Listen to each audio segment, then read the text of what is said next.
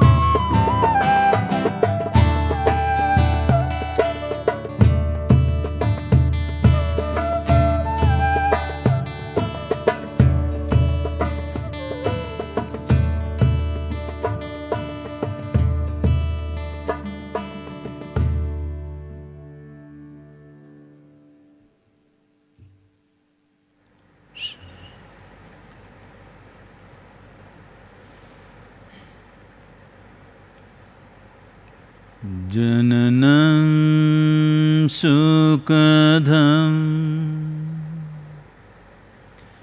Maranam Karunam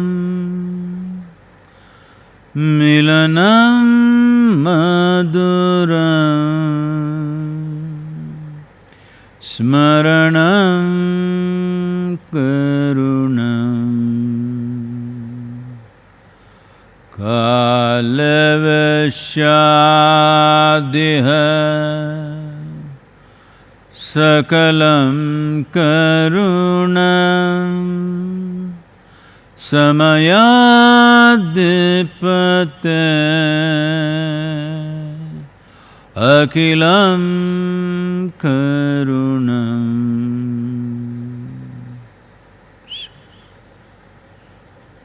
Namaskaram to everyone.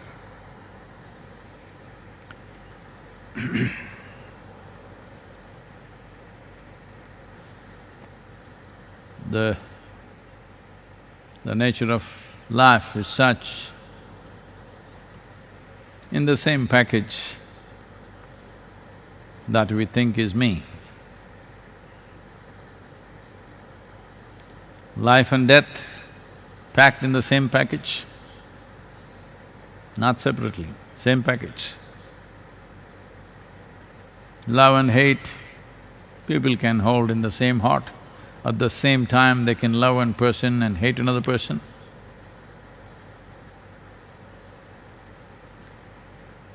Turmoil and tranquility, also held in the same package. Like this, whatever you thought or what you normally think as opposites of life, all packed in the same package. It's only a question of what you choose to pick.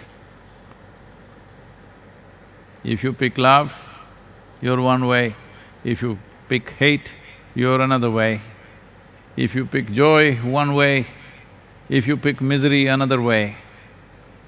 Oh Sadhguru, why couldn't they pack it in a separate packet? No, it's your choice. The creation is so compassionate.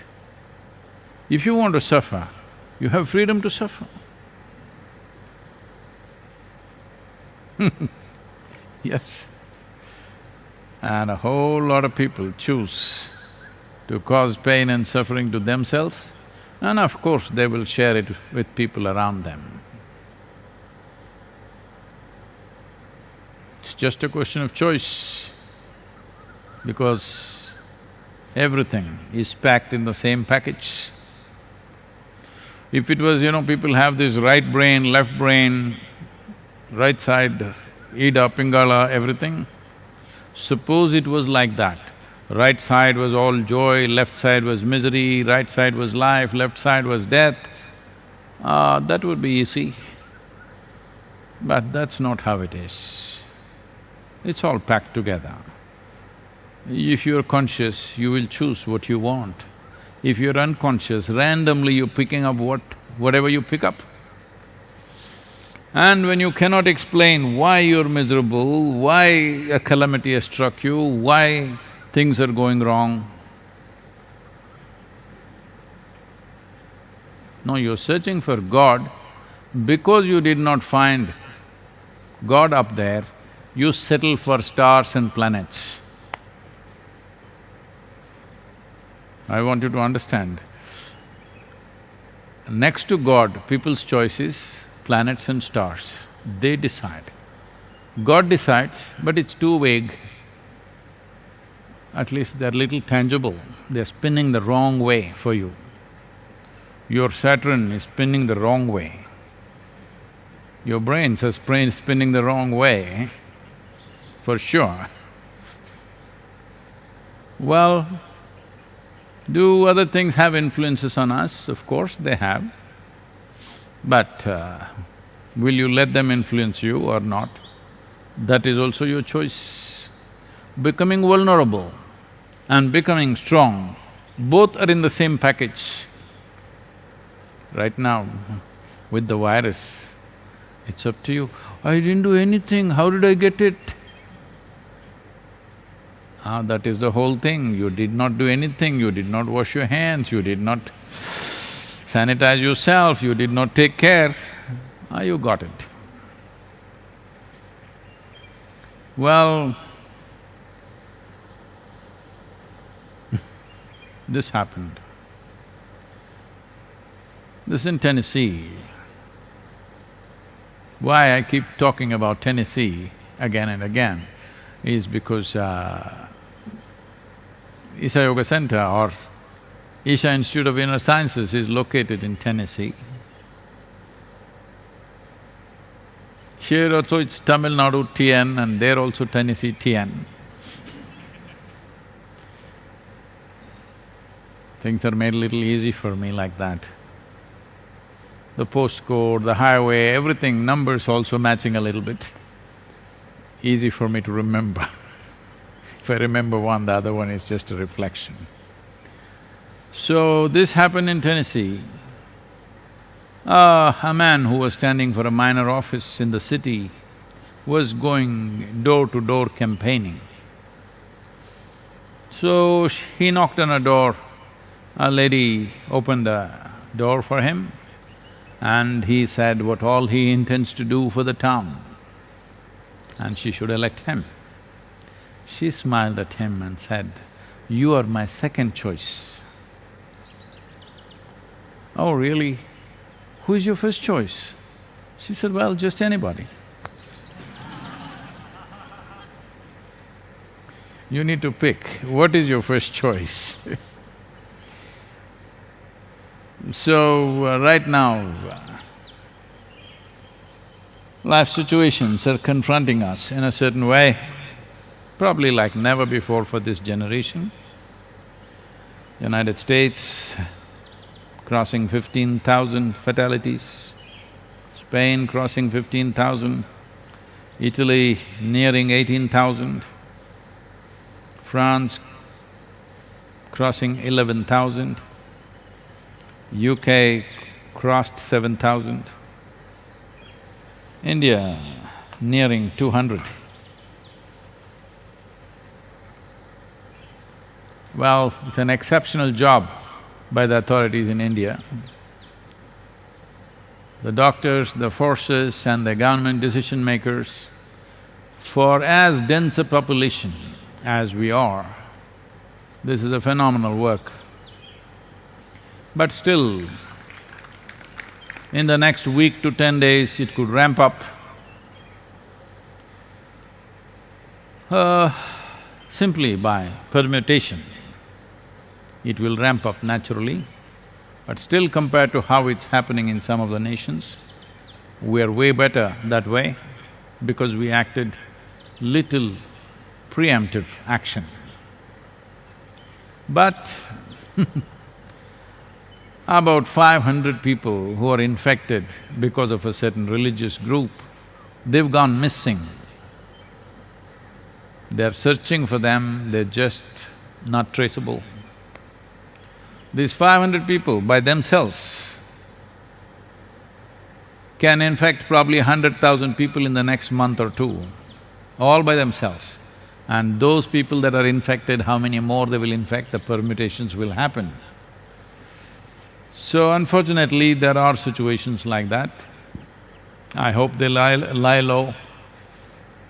They won't go here and there, infecting too many people. So this is where we are. At a time like this, what you pick, what is your choice is very important. It's always important, but most people do not understand the significance of their choices unless there are some stringent or very acute consequences. So this is a time where the choices we make, how we behave, is going to have acute consequences. While young people were little strutting around saying that they won't die, only old people die, but it's getting them also now. A few young people have died. Maybe it is because of other conditions that they had, or maybe the virus is learning to work on them also, or maybe there was not medical care, we don't know, but it's beginning to happen. But those people who got sick, some of them that we know, it's more than a month since they were infected. After 10-12 days, they came out of it. But after over a month, now almost 35-37 days, they're still not able to breathe properly, young people. Their breath is very short, even if they walk 100, 150 feet, they will have to stop and rest. They are in that condition, though they are young and healthy and fever is gone, everything is gone, but their breathing capabilities have not come back, at least for the people that I know. I don't know For all the other people who have recovered in the world, the situation is same, we do not know. They may be out of danger, but still there's a lot of work to be done in terms of health. There are complaints that I am not answering enough questions because so many questions have been sent from various quarters and I have not answered. So today we'll focus on answering some questions, please. This question is from Shekhar Reddy. Sadhguru, it seems like it is a time for prophecies. While many are referring to the foretelling of Putluri Veer Brahmam, a saint and seer from Andhra who wrote about Corona in his Kalanyanam, others are referring to French apothecary, astrologer and seer Michel de Nostradamus. What is your comment on such predictions? Wonderful. These predictions are wonderful, but they always happen after the event has occurred.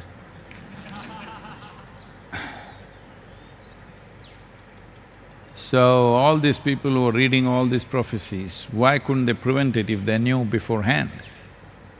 If you know beforehand and if you do not prevent a pandemic, that's called a crime of the worst kind. So, it is a human fad that they want to have a scope into the future. Isn't it wonderful? You don't know what will happen next. Otherwise, could you live? So, there are a whole lot of people, astrologers are attacking me all over the place because I am not good for their business.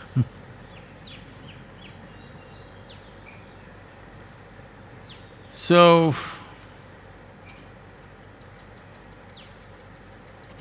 a human being is the peak of evolution on this planet. From the lowest level of creatures to as you come, you will see they become less and less available to the influences around them. Let us say there is an earthworm. If something changes here, he will die. He's not going to take a swim and go to Africa and live there. Or he is not even going to go 10 miles away and live there. He will die because that's how much capability he has.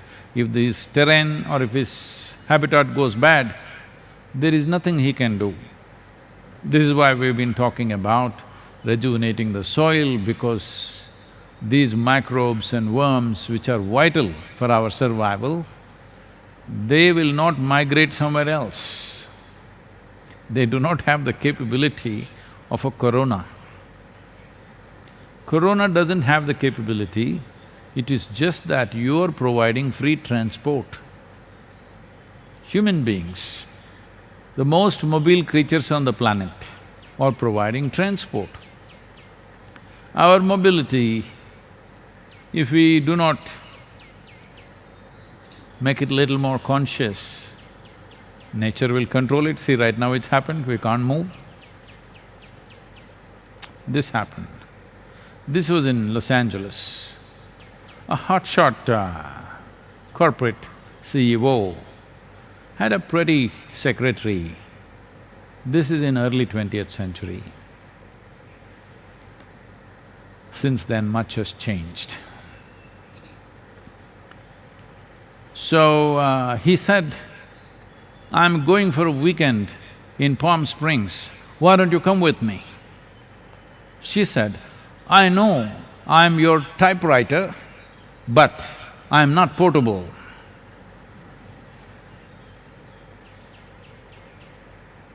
Your portability needs to become little more conscious. It is human mobility which has empowered the virus the way it has. If this had happened 1,000 years ago, if where there was no air travel, no much sea travel, all this, then it would have been just there, wherever it happened. Wuhan or wherever it happened, it would have been just around there, maybe adjacent villages, something, and it would have died out. But because human beings have become so mobile, today they're in China, tomorrow morning they're in Italy, next day morning they're in United States or wherever. Because of this seamless mobility, suddenly corona has taken on a huge form. By itself, it would not have, because it needs you. So, this urge to always predict something. There was a man, he is no more. There was a man like this in Tamil Nadu. He predicted, 500 years later, there will be a big flood in Tamil Nadu. I said, that's wonderful. People came and asked me, Sadhguru, what do you think? 500 years later, there's going to be a major flood. I said, that is why I am sitting at the foothills. In case the flood comes, we will go up the mountain. You are in Chennai, you will go. He said, is that so? I said, yes. But I can also make some predictions. 700 years later, this hill is going to become a volcano and blow. I said, what, really? I said, see, 700 years later, I will not be there, you will not be there. We can predict whatever we want. Please tell me what is going to happen in the next 5 days. Not even 5 months, next 5 days, tell me what's going to happen. This could be useful. Like a meteorological report. If you tell me what's going to happen in the next 5 days, it would be of some use. 500 years later, anything can happen. And of course, people have such a fad about these things, they will adjust the time and the prediction. Just about everything that can ever happen on this planet has already been said by Nostradamus. I'm not a French, I'm not conversant with French, but I like the word damus in English language. I don't know what it means in French. So, this will go on and on, people making predictions, always of the past. Well, if you look at certain projection of how populations are growing, how things are happening, what kind of ecological damage is happening, you can make some calculation and predict something. That in this trajectory if you go, this is what you will hit, we can say that. But 500 years of trajectory is a different matter, because we do not know what all forces will influence things. People say, after the world war is over, they say, we knew this is going to happen, somewhere it is written. After the nuclear bombs, atomic bombs were dropped, people say, we knew about this, 2 ugly spots will happen in the world. What about the test explosions? You missed all of them, you don't know how many hundreds of tests have been done. Maybe human beings did not die, I'm sure. A whole lot of creatures have died. So this is a wasteful thing. Instead of doing what you have to do now, actively, you go on talking about how we already knew. There are 2 problems right now with coronavirus. Like somebody said, it is dense population and dense population. We are already a dense population, don't also be dense up here. Let's do what best we can do, don't predict how many people will die. It's just stupid. How many people we will not let them die, this is important.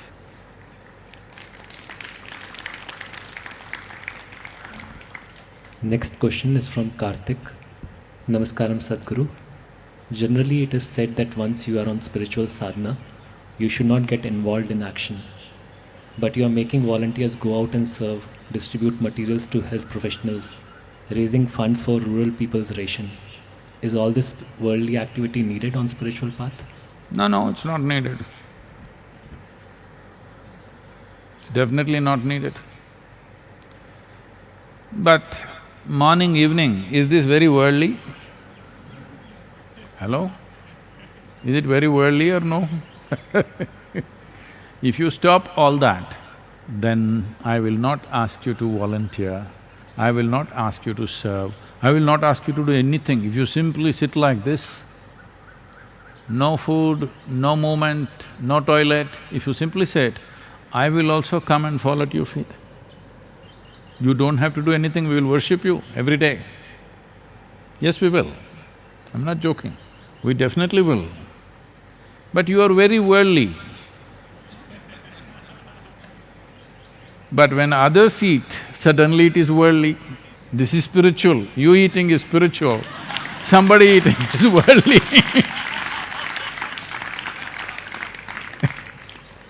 So, my meal is very spiritual meal.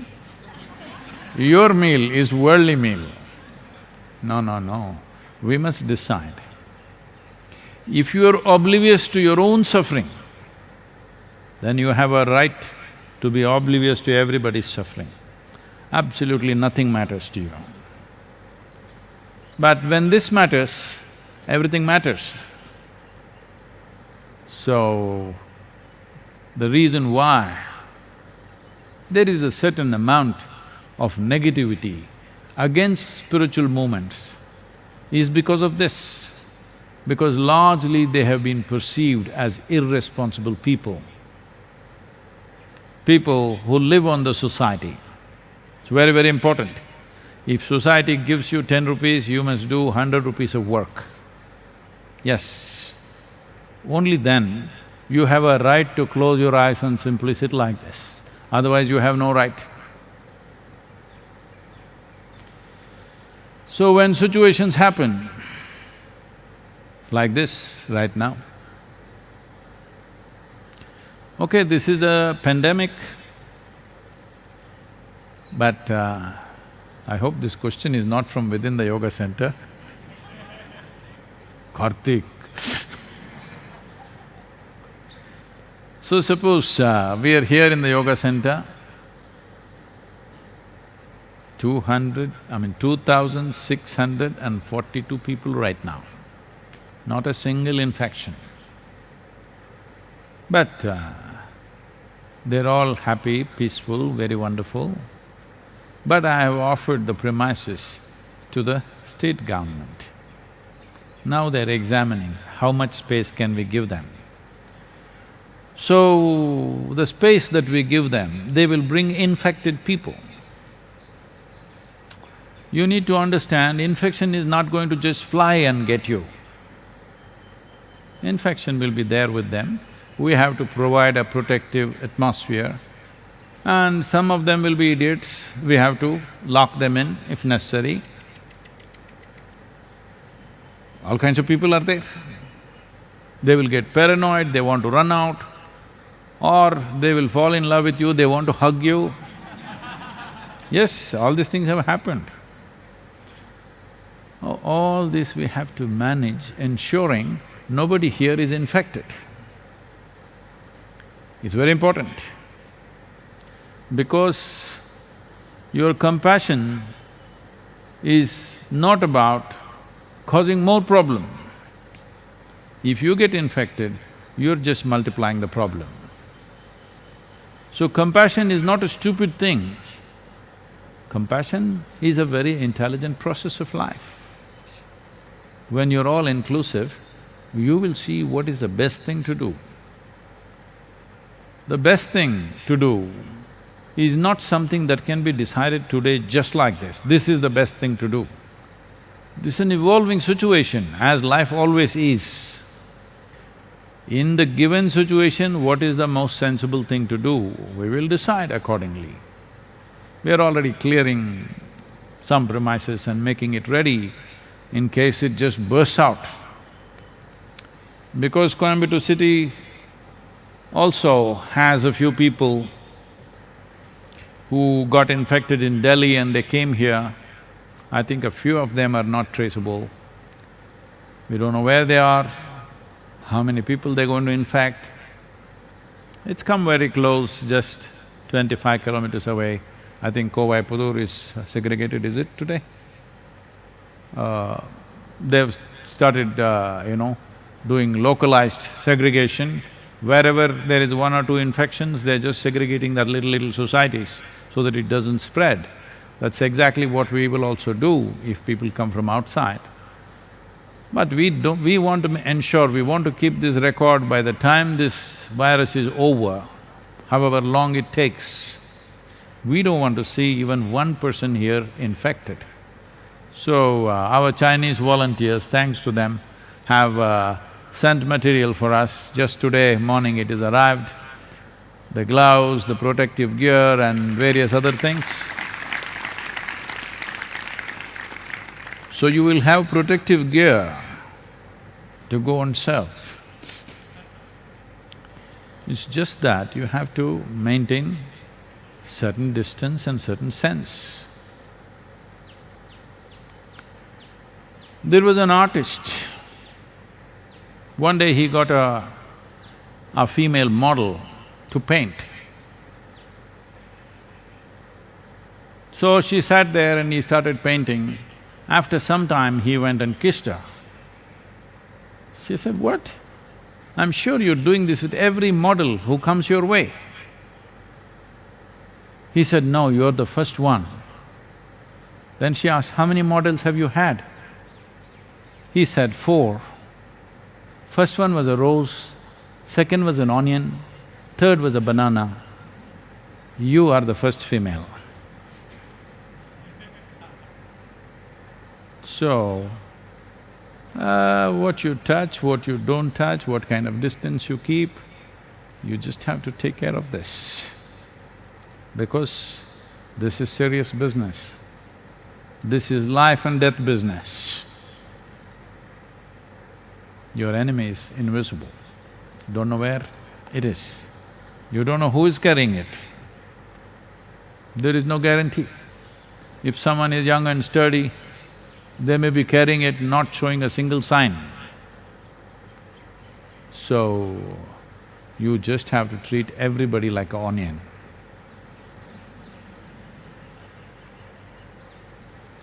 So, about to serve or not to serve, this is not even a question. This is not service. This is just basic expression of your humanity. If you think forsaking your humanity is your spirituality, I'm sorry, I don't want such spirituality. But if you become like this, nothing about you is material. You simply… then we will not ask you to serve. You don't have to. As long as this is there, you must serve. Because for this to happen, behind this there are so many people. There are people out there still working in the field. The poor farmer may get it, the shopkeeper may get it, the one who brings it here may get it. Our volunteers who are going out to procure, they may get it. So, when all of them are sticking out their life for you to eat, you not willing to do even a little bit doesn't sound like spirituality to me. This question is from Mimi. Namaskaram Sadhguru. In the last few weeks you have been speaking about making home a sweet home to live in. However, home cannot be sweet for many who are victims of domestic violence and cannot escape anywhere. This is a man complaining or a woman? Mimi. Huh? Mimi, M-I-M-I, Okay. looks like a woman. Sounds like a woman.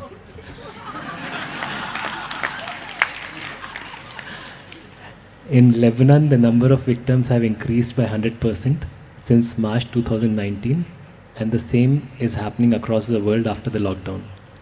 How can we help them in these difficult days, and what can they do to survive this period?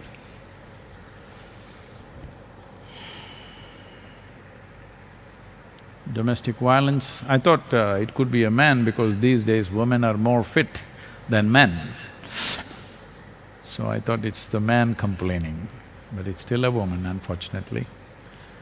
Well,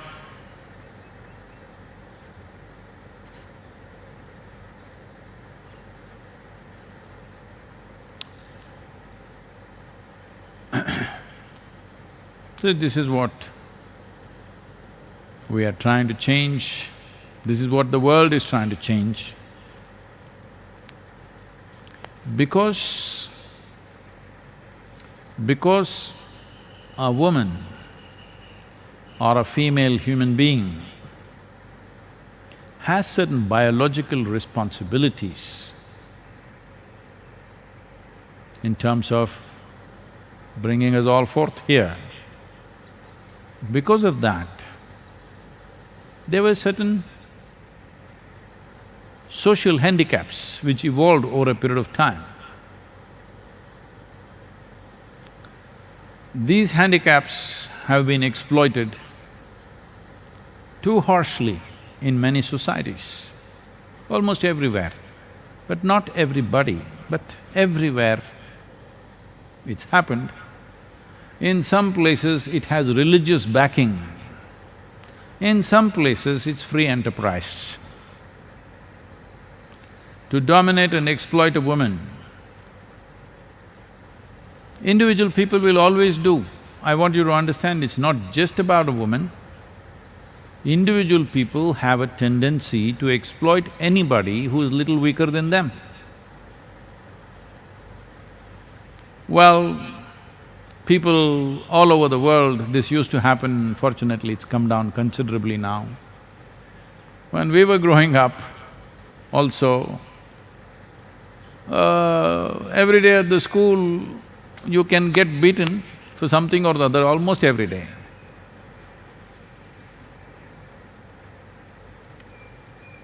Why are you beating a child? Simply because they're smaller than you. You even had sayings, spare the stick and spoil the child, something. So you are not beating them because you know something better. You are not beating them because you have evolved and they are unevolved and you're going to hasten evolution with a stick. Simply they're smaller than you. How come when they grow up you don't beat them? Because now you know the consequence. So similarly, they're not necessarily beating somebody because they are women. They're beating them because they're physically weaker. Compared to a man, little smaller and weaker, generally at least. So this exploitation of anybody who's weaker than you, either physically, financially, socially, whichever way, if you're a little weaker, you get rubbed around. You know,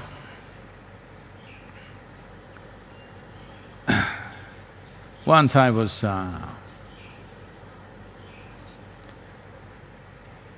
there was some kind of assembly near… in Malanadu, that is near Shivamogga, in the Western Ghats. There's some camp there and this is way back I'm talking. Some little yoga thing going on and they wanted me to come there and spend a day with them. So I went. Naturally, my mode of transport was always a motorcycle at that time, I went there.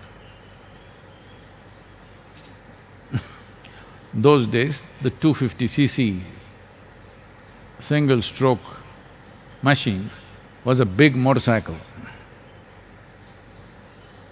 Today, when I park it next to what I have today, it looks like a joke, but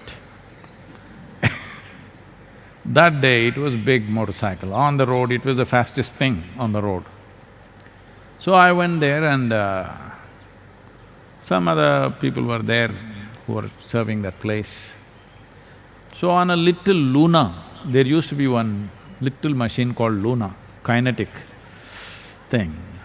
So on this Luna, this guy goes to purchase some vegetables from a faraway place and comes because this is in a remote jungle. And then he was coming with all these bags and some truck was going and truck pushed him off the road. So he fell down and little damage.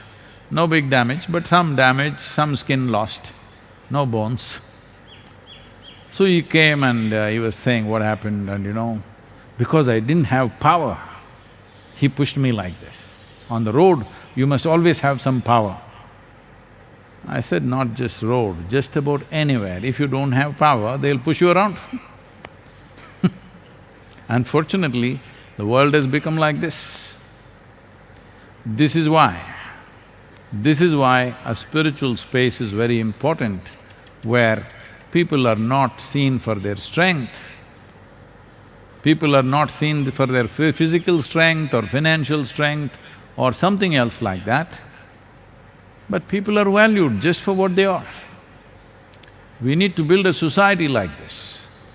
This violence within the house, I know a whole lot of people are trying to address it like it's a man-woman problem. It's not a man-woman problem, this is man versus anything problem. Anything that's weaker than you, if it's very small, you will stamp it out. It's little big, you throw stones at it. If it's little bigger, you take a stick and beat it. Just about anything. Why did people go about just shooting whatever they saw, wild animals and stuff like that? Not always for food. If they had just shot for food because of their survival, that's a different matter. Most of the animals were shot simply for pleasure because they can't shoot back at you. So, you shoot a buffalo because it can't shoot back at you, you beat a child because he can't beat you back, you beat a woman because she can't beat you back. So, this is on everywhere, but today women have choices.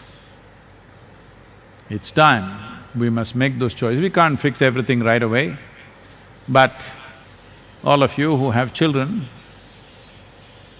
empowering the girl child in your house is the most important thing. Empowerment does not mean she should become the exploiter from tomorrow. Empowerment is this, that you have no need to exploit anybody. That is empowerment. A human being is truly empowered that if I sit here, I feel wonderful by myself. I don't have to have 10 people beneath me for me to feel great. This is empowerment. This empowerment has to happen means you have to look at the spiritual process, the whole world. Spiritual process does not mean looking up, looking down, it's about turning inward and getting in touch with the essential nature of who we are. If we don't touch that, we will be like every other animal. This happened one day. A lion was walking in the forest and he was feeling like this man in the domestic violence scene. Little strutting around, thinking like that. He saw a fox, he caught him and he said, "Hey, who is the king of the forest?" Fox, you know how? "Oh, my lord, you are not only king of the forest, you are the king of the universe." He felt little more, it got puffed up and then he was strutting around. Then he saw a leopard, caught him. "Who is the king of the forest?" He shivered because he is not a match for the lion. He said, "No, no, you are definitely the king of the forest, there is no two ways about it. If I had two choices, it would be you and you."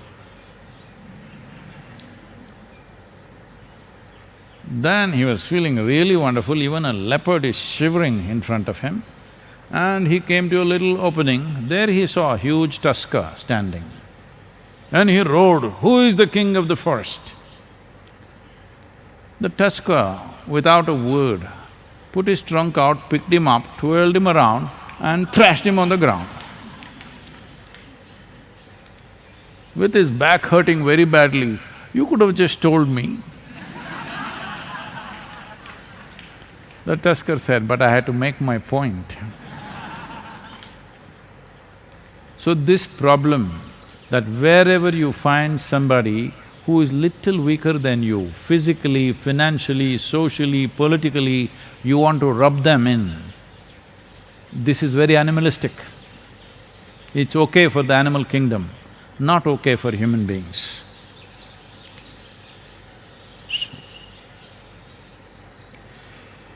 Yoga Yoga Yogeshwaraya Bhuta Bhuta Bhuteshwaraya Kala Kala Kaleshwaraya Shiva Shiva Sarveshwaraya Shambho Shambho Maha